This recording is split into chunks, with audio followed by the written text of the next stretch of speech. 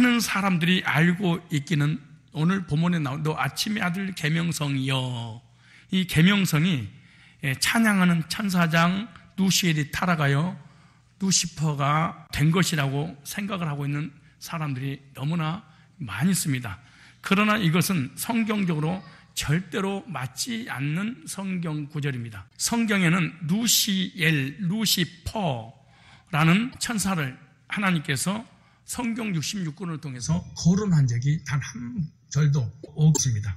또한 루시엘 천사가 타락하여 루시퍼 사탄이 되었다고 말씀하고 있는 성경 구절도 단 한 절도 없습니다. 이 모든 것은 이단적 사상, 그리고 거짓 교리, 그리고 이방 종교에서 흘러 기독교 안으로 들어온 것이기 때문에 성경에서는 언급을 사실은 안 하고 있습니다. 루시퍼라는 단어는 성경에 나오지 않는데 킹 제임스 성경이 이 단어를 딱 한 번 사용을 했습니다. 영어 성경에. 온 성경 있는 것보다 더 무서운 오류에 빠지는 게 영어 성경일 가능성이 많습니다. 왜? 우리 성경은 오류가 있어도 영어 성경은 오류가 없습니다 라고 전제 조건으로 이 영어 성경이 있기 때문에 여기에 문제가 심각합니다. 원래 한국의 영어 성경을 번역은 어떻게 했냐? 회화를 중심으로 번역을 했습니다. 그래서 회화를 많이 알고 싶으면 영어 성경을 읽어라, 그렇죠.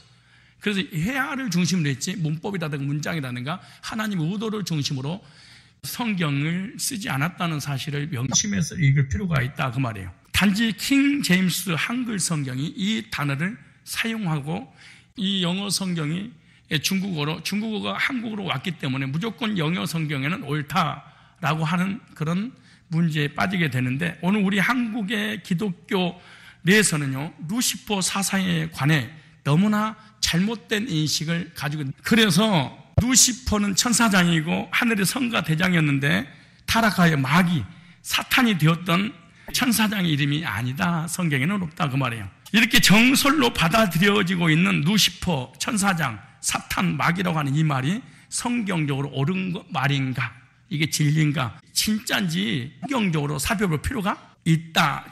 첫째, 루시퍼라는 용어는 이방 신화의 산물입니다. 기독교 용어가 아니에요. 이방 종교에서 들은 거예요. 먼저 첫 번째, 헬라의 신의 이름이 루시퍼입니다. 여기 루시퍼는 누키헤르, 헬라의 신우 라노스의 손녀 에노스 여신은 아스타이오스라는 인간과 결혼해서 아들을 낳았는데 그 아들의 이름을 루시퍼 이렇게 진 거예요. 그런 하늘을 달리는 모친 에노스 여신 앞에서 횃불을 들고 달려가는 풍채 좋고 얼굴에 광채가는 신령적 존재였다, 이렇게 기록하고 있어요. 그러므로 그는 일종의 빛을 전달하는 전령, 그게 루시퍼입니다. 이것이 헬라어의 포스포로스라고 하는 단어입니다. 이 포스포로스, 빛을 가져온 자라는 뜻입니다. 그런 중세 교부들은 캐톨릭 시대지요, 루시페르가 사단이 타락하기 전에 이름으로 이렇게 추측을 했습니다. 성경에는 없지만은 사탄이 이 세상으로 오기 전에 바로 루시페르, 이 루시퍼가 아니었을까, 이렇게 추측을 했죠. 중세 캐톨릭 기독교가 예를 들어서. 그 다음에 또 하나는 이 비너스 신입니다. 비너스는 많이 들어봤죠. 이 그리스 신화에 나오는 제우스의 딸 아프로디데라는 여신을 흔히 비너스라고 부르는데, 이것은 후에 전체에 나타나는 금성, 즉 샛별, 즉 계명, 샛별과 계명성 같은 말이죠. 계명성을 지칭하는 말로 돼버렸습니다. 그래서 비너스는 사랑과 세욕의 여신으로 상징하는 것이 바로 비너스입니다. 그래서 루시퍼신, 비너스신, 금성은 서로의 어떤 의미를 부여하여 연관을 갖고 있다고 할 수 있는데, 이 설화가 생긴 역사적인 배경은 기원전 8세기에 세워졌습니다. 그럼 이 그리스도 신화의 루시퍼 사상은 어디에서 유래됐을까? 고대 문명의 발상지인 메소포타미아 지방 바벨론의 신화입니다.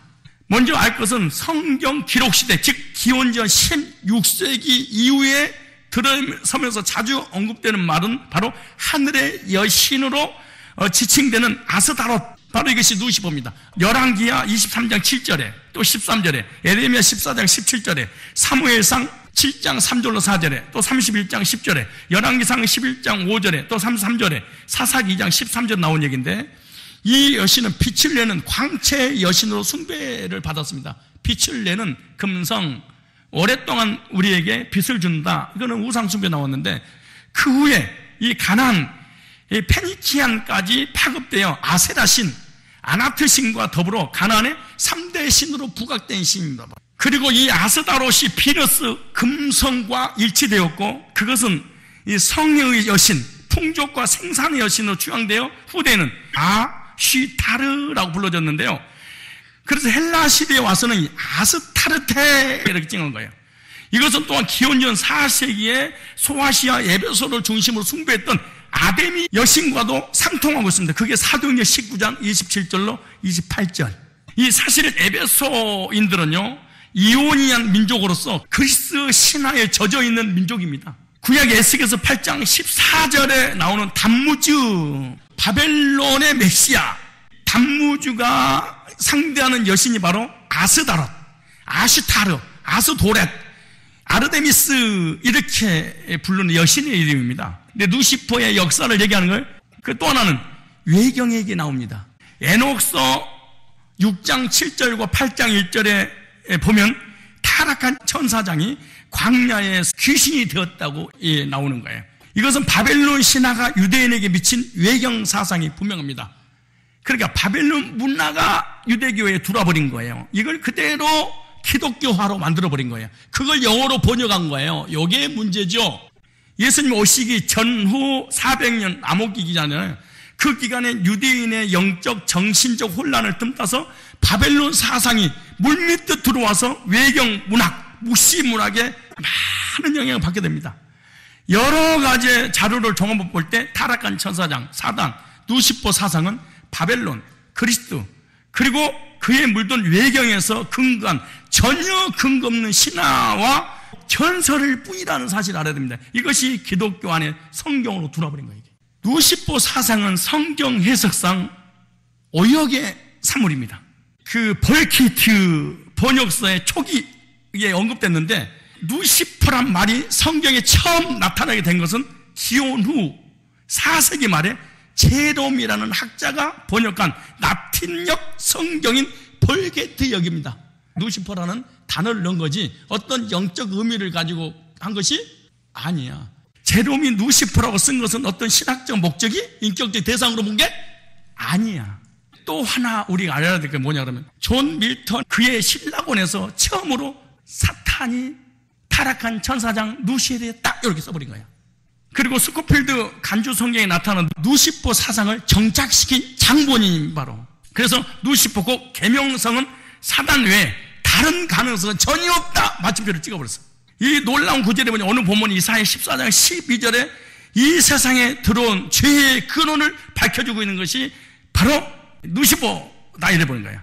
그리고 12절로 14절은 바로 세상 조직의 왕자인 사단에 대한 명백한 언급이다. 그게 요한복음 10장 31절로 14장 30절로 계시록 14장 8절로 간주로 달아버렸습니다.